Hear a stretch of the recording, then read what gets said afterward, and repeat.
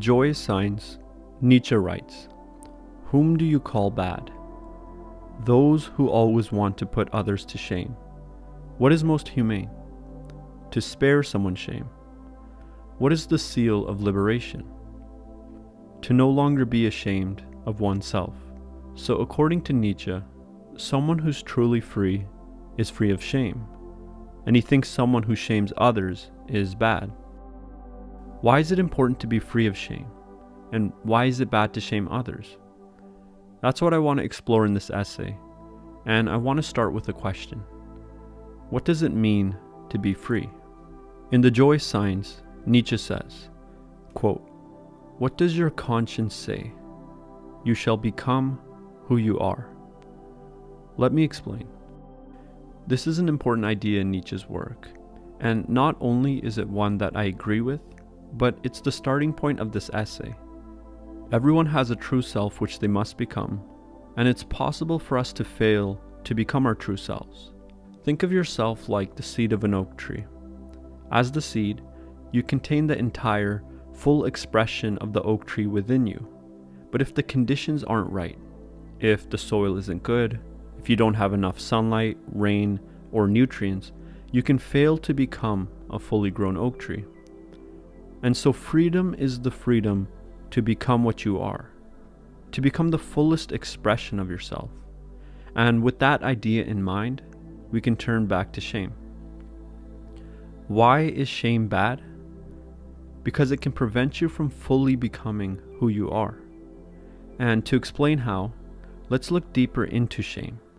What's the thought behind shame? The shameful mind says, "Who I am is not who I should be." But what does that mean? Let's look into it. The shameful mind has an ideal. It has an image of what it means to be a man, or a woman, or a father, or a wife.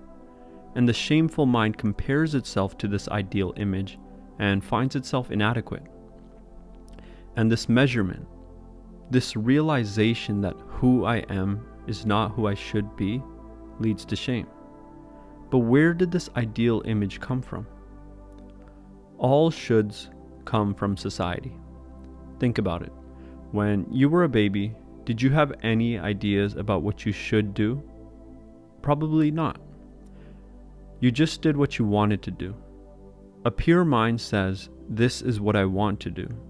A conditioned mind says, "This is what I should do."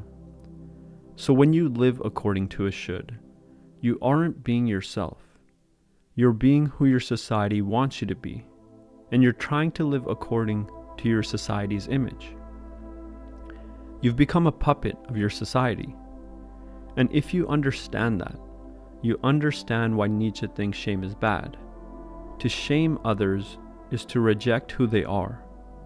To shame others is to make people be who you want them to be and not allow them to be themselves. And when you submit to the shame of others, you reject your true self. And what happens when we reject our true selves? In John Bradshaw's Healing the Shame That Binds You, he says that in order to escape our shame, we often end up creating false personalities. Let's look at an example. As a little boy, Timmy was highly sensitive, artistic, and intuitive. He would cry whenever he watched a sad movie or listened to a sad song. He would spend his time painting rather than playing sports, and he was very attentive to how others felt. And honestly, these were Timmy's strengths, and he would have made a great artist one day. But Timmy's mother was always comparing Timmy to his brother. She would say, "You should be more athletic and outgoing like your brother. Your brother is a real man, and you should be like that. You're just a skinny little girly boy." And Timmy's mother would constantly put him down and shame him for who he was. And so Timmy began to think, who I am is not who I should be.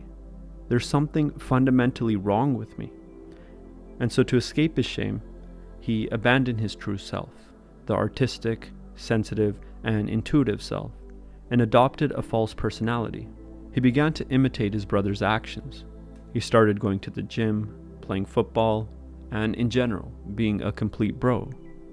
He began to play this masculine role and wear this masculine mask to protect himself from shame.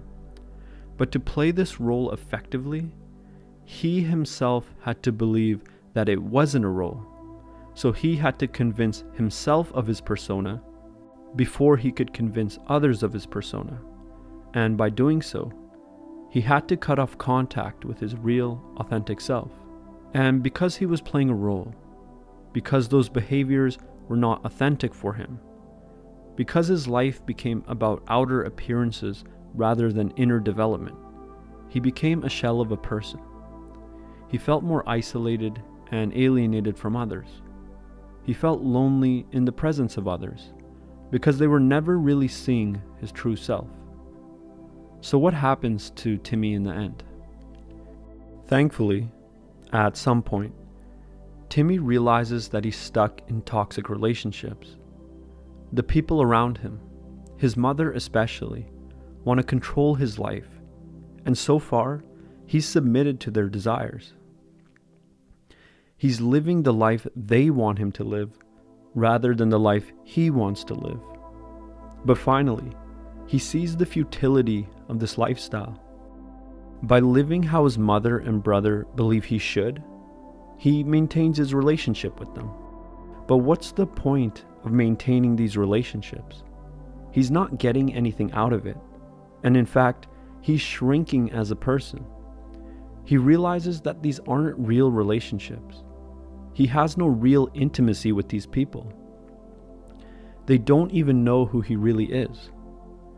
And because they don't know who he really is, he feels lonely in their presence.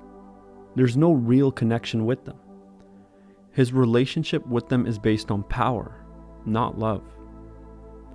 And seeing the futility of this entire act, seeing the futility of playing a role, he decides to stop. He finds people who accept him for who he is and lives according to what he wants. He comes back into contact with his real self, develops real relationships, and no longer feels lonely and isolated. He feels more alive and grounded in life, and he reclaims his life as an artist, the life he lost when he abandoned his true self. So why is shame bad? Because it prevents us from becoming who we are. But keep in mind, I'm talking about toxic shame. Shame that arises out of the idea that who I am is not who I should be. There is, perhaps, a healthy form of shame that arises from the idea that who I am is not who I want to be, but that's a different topic for a different video. As always, this is just my opinion and understanding of Nietzsche's words, not advice. If you liked the video, please consider liking the video.